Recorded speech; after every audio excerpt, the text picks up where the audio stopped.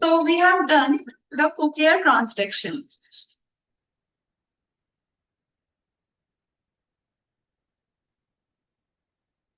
Now,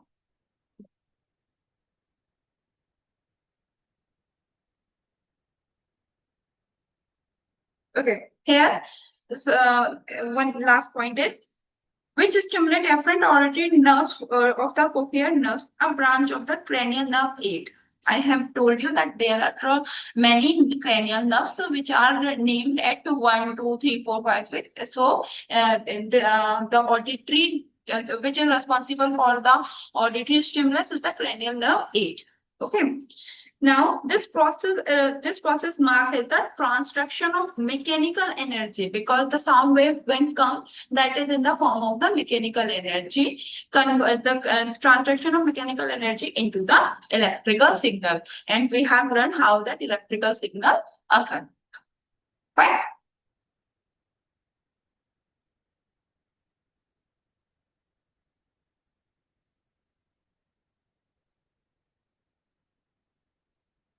Now, here is neural conduction, the auditory pathway. Okay, this is very complex. Basically, you just have to just imagine, or I will show you a beautiful diagram. Just a minute.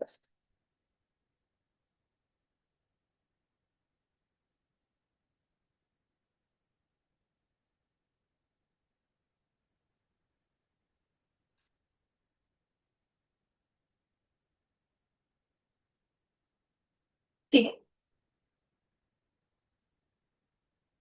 in our brain, that is temporal region.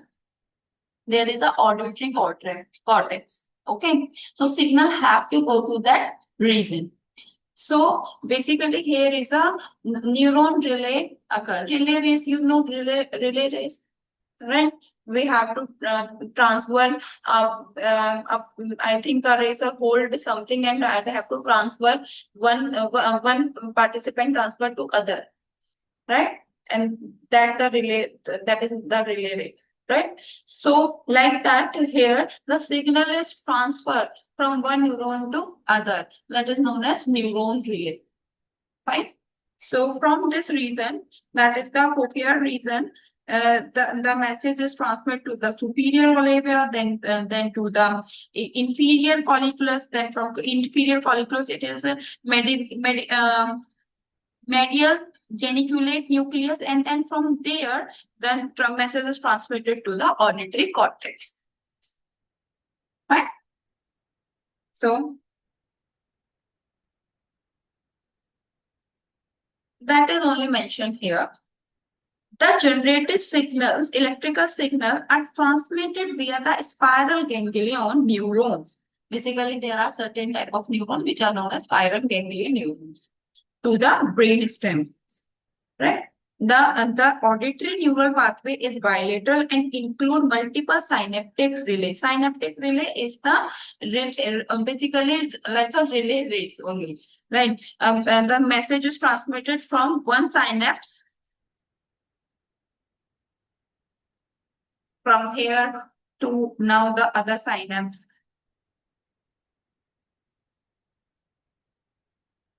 Like this. Okay, so from here to here, then from here, right? So ensuring the spatial localization and integration of the sound.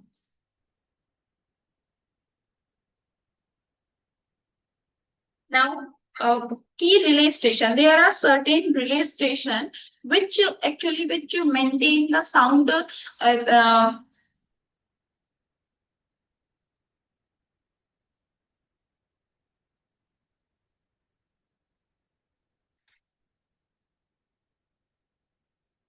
basically which help in maintaining the sound frequency, vibration, intensity, all those.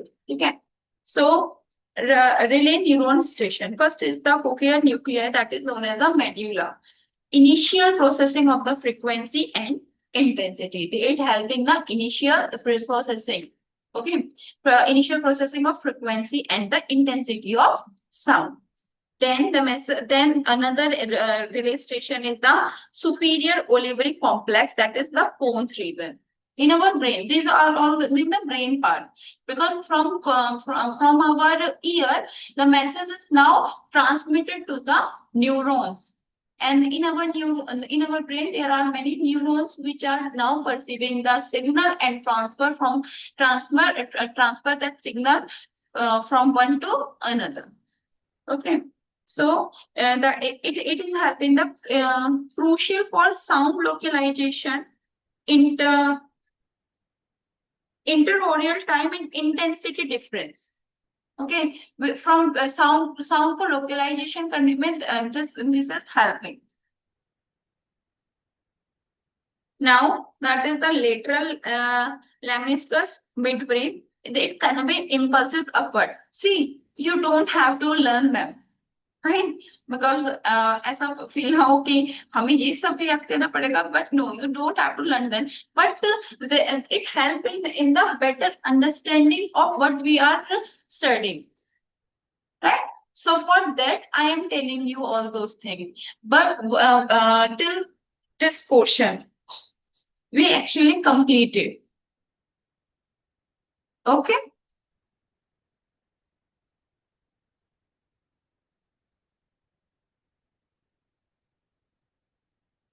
I'm audible now? Yes, we can hear you. Okay, fine. ऐसा दोनों जब student opinion बोलते हैं ना, तो ऐसा feel होता है कि शायद नहीं बोल रहे हो. We are listening, yes. Oh, we are listening, yeah. Okay. So now inferior colliculus, that is this part in our midbrain. We have learned that in our brain there is a three part: forebrain, midbrain, and hindbrain. So these are in the midbrain that involve in the auditory reflexes and temporal pattern recognition. Basically, our midbrain help in the reflex action, that sudden action done by our body in response to a stimulus. That is controlled by the midbrain and by the spinal cord for the lower region. But for the auditory stimulus and for the light stimulus, our midbrain helping. Okay, so here what is mentioned involved in the auditory reflexes. So sometimes we just receive a sound which is maybe a sound of accident or something happen. So we quickly just move our head toward that without thinking. So that is the reflex action of my body. Okay, my head just turned toward the sound. If I perceive any sound, then my head just without any thinking, I'm not thinking about that. I have to move my head toward that. My head just turn toward the sound. So this is known as the auditory reflex. So midbrain is responsible for that. So inferior colliculus that is present in the midbrain, it is involved in the auditory reflex and temporal pattern recognition. Now medial geniculate body, that is the thalamus part. In the diagram, I think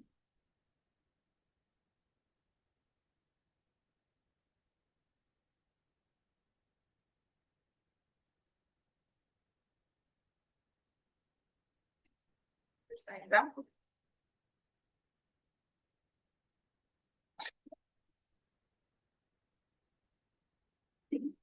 In this diagram, you can see the thalamus region, okay? And that is our brain part where the cerebrum is mentioned. Right? So you can see here's the cochlear region, then to the eighth nerve, from here you can see, then to the eighth nerve, the message is transmitted, and here is you can see the synapse. Okay, there are two nerves, that is the 1/8 nerve, and then there is another nerve in this region. Okay, and then it message transmitted to the superior olivary nucleus. Then from there, it transmitted to the inferior colliculus, then आपका middle geniculate body, and then to the auditory cortex, auditory cortex, or in the temporal lobe. Basically, this lobe is known as the temporal lobe. In our brain, the side portion, upper to our ear. Okay, just upward in that ear part. Okay, I will draw a diagram. Then I show you where is the basically temporal zone. Okay, at that area, our brain get the auditory stimulus or recognize the auditory stimulus. Okay, so here is the thalamus part, which also helping the perceiving the signal. Right?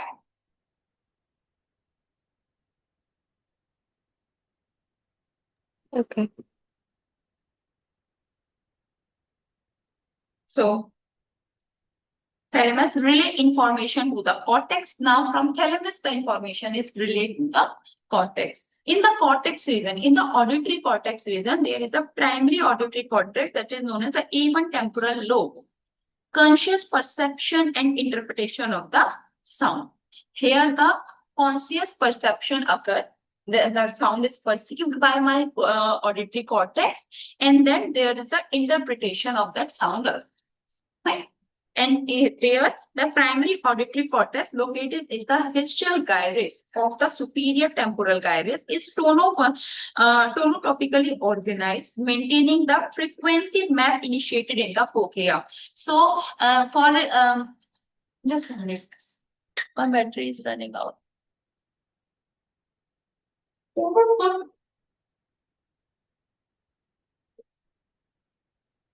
Okay.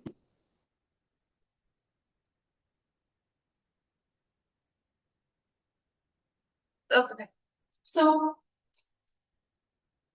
located in the facial gyrus of the superior temporal. Basically, this help in the actually the difference in the frequency we have learned that in the cochlear region it help in discriminate the frequency, right? So there is a frequency map. So for maintaining that frequency map, this help primary auditory cortex that is located in the hastial gyrus. This help. This portion is helping. Okay. So this is all the physiology of hearing. Okay. Now let's move to the endocrinology. So my last topic, I think. Yes, endocrinology. This is the last topic. Mm. So integration with the cognitive and emotion center. So, basically, auditory input is not limited to the auditory cortex. If neural signals are distributed to the prefrontal cortex, limbic system, and motor area, because only then we are able to action according to the sound. We just receive the sound. My brain is interpret according to what the sound is, and is that sound is good or not? Maybe it is harmful for me. Maybe something is occurred there. So the sound, whatever the sound, my brain interpret. Now it have to pass the signal to the other part, so that my body can do action according to that sound. Fine. So this is right here. Neural signals are distributed to the prefrontal cortex, that is prefrontal cortex, limbic system, and motor area, which help in enabling what? In recognition, the emotional tones. Basically, there is a part that is known as the amygdala that is helping in the recognition of the emotional tone. Another is the hippocampus. These are the part of my brain. Okay, these are present in the brain region. So they help in different parts helping recognition associated with the memory or rhythm and all those things. Right. So recognition of the emotional tone is by the amygdala. Then for memory association is the hippocampus. Motor synchronization and rhythm. Okay, that is done by our cerebellar and basal ganglia circuit. Okay. Right. So these pathways are particularly relevant in the context of music perception, where complex stimuli engage both hemispheres. Basically, when we are receiving music, so because music is a complex sound, we have learned that is a complex sound, but it is in an organized manner. Right? Arrangement of sound in an organized manner, but this is music is a complex sound because it have many elements. Music include many elements. So that's why our both hemispheres work and then we just perceive that music, and my body react according to that music. Okay, so basically, and here is the engage both hemisphere and multiple brain net. That's why when we are listening music, it is just like when we are learning a complex concept, and then my brain have to do more work. So like that, by perceiving music, my brain have to do more work, and that's why music help in the cognitive improving the cognitive function. There are lots of studies have done in which we have studied that those students are perceiving music during their study period, their cognitive function are very good. Why? Because all the brain is working when our brain is perceiving the music. Right? So now endocrinology related to the hearing and sound. Yeah. So here are hormones like cortisol, adrenaline, and oxytocin. We have learned we have learned yesterday that cortisol and cortisol and oxytocin. Adrenaline is also the hormone. It is also known as a stress hormone, or we can say fight and flight hormone. Basically, it works like similar to the cortisol. It is generally secreted when our body in something stress condition. Right? It is secreted by the adrenal gland. Okay. So But cortisol is also regulating the stress, right? yes. Okay. So both are secreted by the adrenal gland, cortisol and adrenal. But oxytocin is produced by the hypothalamus, but secreted by the pituitary. Yeah. So can influence the auditory processing. So chronic stress elevated the cortisol may impair auditory function, while oxytocin may enhance social accept of the sound perception. See, the cortisol is the stress hormone. So basically, when we are in the chronic stress, so it interrupt with the auditory function, right? So when we are in the stress, we just generally can't able to perceive a sound in a better way because of that cortisol. Because cortisol interfere with the auditory function. Okay, but whereas when we are in the normal condition in a good mood, then oxytocin enhance the social accept of that sound perception. So basically, these hormone there is a cortisol is just, we can say, it is a negative. It gives the negative impact, and the oxytocin enhancing that gives the positive impact. Okay. So music can influence Okay. endocrine function through the hypothalamic pituitary adrenal. Basically, there are the three glands mentioned here. Music helps in music just to go with these. Basically, music stimulate, or music can induce these glands, and by these glands, music help in influencing the endocrine function. Right? So there is the hypothalamic and pituitary and adrenal gland. These three glands are important. So that is known as the HP axis, the hypothalamus, then the pituitary, and then adrenal gland. So this this all is known as the HPA axis. And the sympathetic adrenal medullary system. There is a sympathetic adrenal medullary system as well. Sympathetic nervous system. We have learned about that. No? There in our brain there are two portions, that is the parasympathetic and the sympathetic nervous system. Right?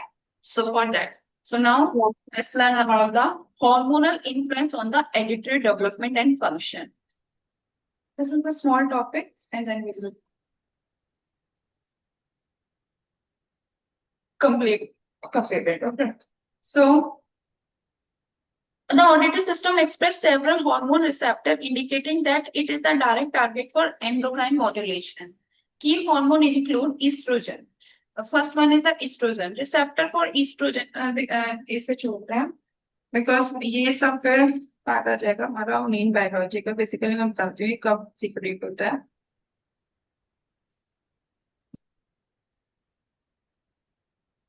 हाँ, here. So basically, estrogen receptor for estrogen means in our cell there are some receptor which receive the estrogen, and then inside the cell the changes occur. Okay. So receptor for estrogen are found in the trachea, spiral ganglion, and auditory cortex. Estrogen promotes synaptic plasticity, maintain cochlear blood flow, and auditory neurotransmission. So if the estrogen level is maybe increase or decrease, there is a if the estrogen level is disturbed, so this function is not going well, right? So that our auditory pathway is not working well, right? Fluctuation in the estrogen level during the menstrual cycle, pregnancy, and menopause are linked to the temporary hearing sensitivity change and tinnitus in some women.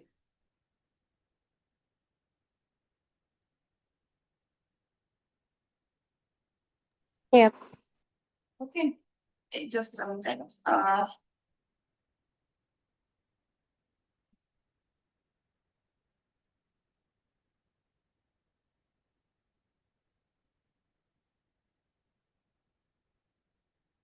Okay, thanks. So now next one is the progesterone. So progesterone is the antagonistic to the estrogen. Basically, they work in opposite manner. So in the auditory sensitivity, during the auditory sensitivity, right? Here is mentioned when it is working is the antagonistic way during the auditory sensitivity. Right? When I'm not talking when during the pregnancy or during the basically menstrual cycle phase. Okay, that time they work in a different manner, but now they work in a different manner. Inhibit GB energy, GABA ergic activity, which may impact auditory threshold. Basically, the auditory threshold will be impacted because of progesterone level disturbance in the progesterone. Okay. So, in balance with the estrogen is crucial regulatory auditory temporal processing. So for better auditory temporal processing, we have to maintain both estrogen and progesterone in a particular manner, right? So that's why we are going to the biochemical part also, because we have learned that we know we basically we discuss many times that all the people know that music is helping in by psychometric way, right? Psychologically, we all know that music is good for health and it will just change my mood, all those things. But what is the reason behind it in the scientific way? What is the biology? Because psychology is basically psycho. What is psychology? Psychology is the thinking of the brain, right? And brain function on the according to the changes in the chemicals, changes in the action potential, right? So for that, there are some hormones and some other factor are involved, which are controlling the psychology. So that's why we are learning and that's why we called it as the biomythology, right? So now the cortisol. Yeah. The primary stress hormone. It is a primary stress hormone. We know that cortisol affects the central auditory pathway by modulating attention and sensory filtering. Okay. Now the chronic elevated cortisol may impair auditory processing and contribute stress-related tinnitus. What is tinnitus?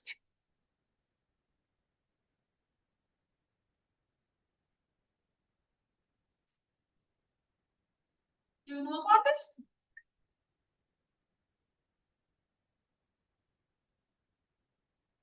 Basically, it is a ringing or buzzing noise, basically in both ear or one ear, regularly. No, I didn't know about it. In some women, so basically during the menstrual period, and in some person, there is a continuous ringing or buzzing sound. in our ear. It is known as that problem is known as the tinnitus. Okay. And It's a this, problem, right? and you're right, it is a problem. It is not the basically this occur during a certain phase in generally in the women. Hmm. Okay. So now, so basically where we are. Right, in the thyroid hormone, now T3 and T4, critical for the development of the auditory system. The cognitive hypothyroidism can lead to irreversible sensorial hearing loss. Right, basically this work in the development phase when the baby is developing, when then if the amount of thyroid hormones are not enough, so it lead to the irreversible sensorineural hearing loss. Irreversible, basically it can't change that. If a baby get the hearing loss, then we can't change it, right? So if untreated, if it not treated well, so that's why the thyroid hormone important. Okay, thyroid hormone regulate the myelination of the auditory nerve. Myelination, basically in the auditory nerve there is a myelin sheath. Basically, in the brain, the nerve cells have the myelin sheath. Myelin sheath to help in the basically help in the transmit message very fast. Okay, basically it increase the speed of transmission. Right. That's why in our brain, all the nerve cells have the mostly nerve cells have the myelin sheath. Okay, so during the development, thyroid hormone helping in the myelination of the auditory nerves, affecting the neural conduction speed. Right.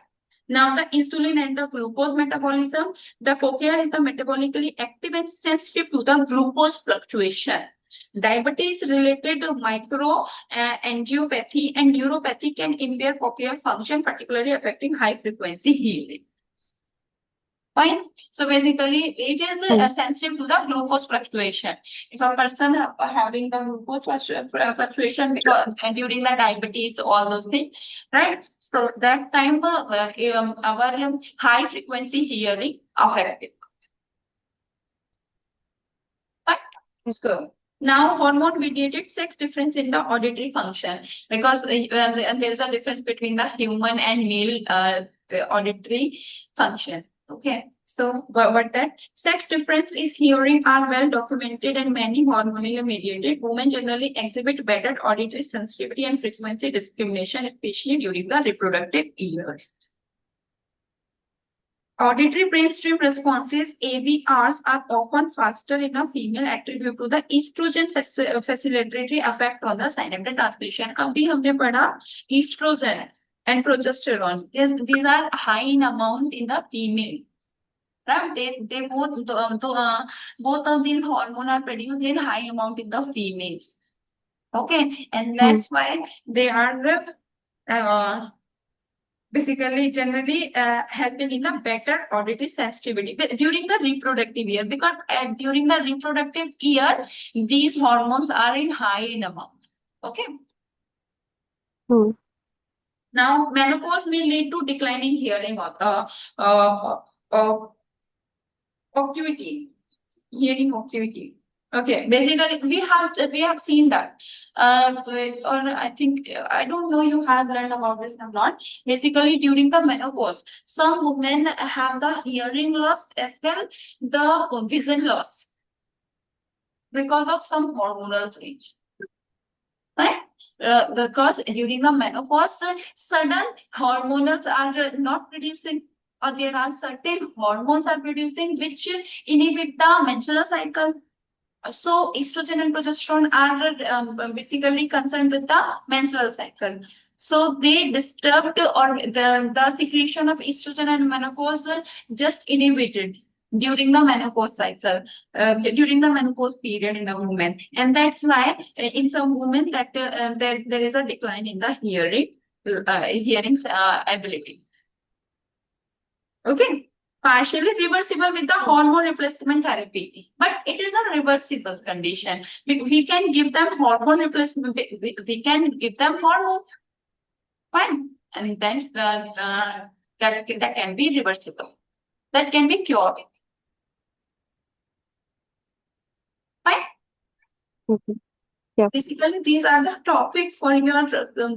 You can go with these things, right? You can use music during the menopause for improving the hormone level. These are the topics for research, actually, right? Yeah. You can go for this. You can think about them for your project work. Okay, but here I have mentioned something, so you can read them and just relate with your project work. Maybe that will help you in your doing your project work very well. Or this helping in you do the project work basically practical project work, not only the survey based. Huh. So, effect of the music on the autonomic nervous system and the physiological measure. The autonomic nervous system overview. The ANS regulated involuntary physiological function. Our involuntary function are controlled by the ANS, autonomic nervous system. That's why its name is autonomic nervous system. Okay. So, sympathetic nervous, it have two parts. That is the sympathetic nervous system and the parasympathetic nervous system. Sympathetic nervous system activate the fight or flight response, basically increase the heart rate and respiratory rate. And parasympathetic nervous system promote the rest and digestion function. It decrease the heart rate and blood pressure. Fine. Whenever we receive a stimulus, then these sympathetic nervous system and parasympathetic nervous system work. Okay, so music influence on the ANS. What happened? Music can modulate ANS activity by stimulating parasympathetic activity. Slow tempo melodic music like classical raga based music promote relaxation, so they work on parasympathetic, and activating sympathetic responses. They help in fast high intensity like fast high intensity music, basically heavy metal and techno, can increase arousal and alertness. And that's why in certain studies we have find that the heavy metal music or high tempo music increasing the stress. Yeah. Okay, because they activate our sympathetic nervous system, and sympathetic nervous system is associated with the increasing the heart rate and respiratory rate. For this, we need some hormones, that is the adrenaline, cortisol, and those hormones are for the stress. And that's why those basically these studies are generally I have read some studies on the cow, right? So in the cow, we have seen that when during the milking period, when cow is receiving the heavy metal music, then the cow do not the milk yield is very low. But during the classical period, the milk yield is high, comparative. Okay, so that is happening because of this. Right. So in this, we have learned that changes in the physiological measure due to music. So what heart rate can be changes, right? We have learned in the previous slide. So the next one is heart rate variability. So higher heart rate variability associated with a better stress resilience. Music can enhance HRV, indicated parasympathetic dominance. Next is respiratory rate. Music can decrease the respiratory rate or increase the respiratory rate according what type of music we are listening. Next one is the blood pressure, and next one is the galvanic skin response. Galvanic skin response is the conduction of the skin. Okay, so that is also changed because of music, and that's why we are basically we have a machine that is known as the Relax 70 machine. In that machine, we have a parameter that is the GSR. From that, we measure the GSR as well. We give the music to the volunteers and then detect their GSR also. Okay. So therapeutic mechanism, music engages the limbic system, which regulate the emotion reticular activity system, influencing alertness. Neurotransmitter like dopamine, endocrine, and you are asking some examples. So here are some examples also mentioned. Acetylcholine is also a neurotransmitter, are released during the music listening, producing pleasure and analgesic effect. Music entertain biorhythm, helping to regulate sleep cycle or circadian rhythm. Right? So this is all about my topic. We have completed here. That's You cool. can read the conclusion and then our topic is calculated. I will share the slide tomorrow. Sorry, today. Sure. Okay. Okay. So do you have any questions? No, not yet. Mr. Shrikant, do you have? No, no questions. Okay. So I think the session is helpful. Yes, very helpful. Yes, very good. Yeah, of course. So see, I will suggest you one thing. Just go to the YouTube.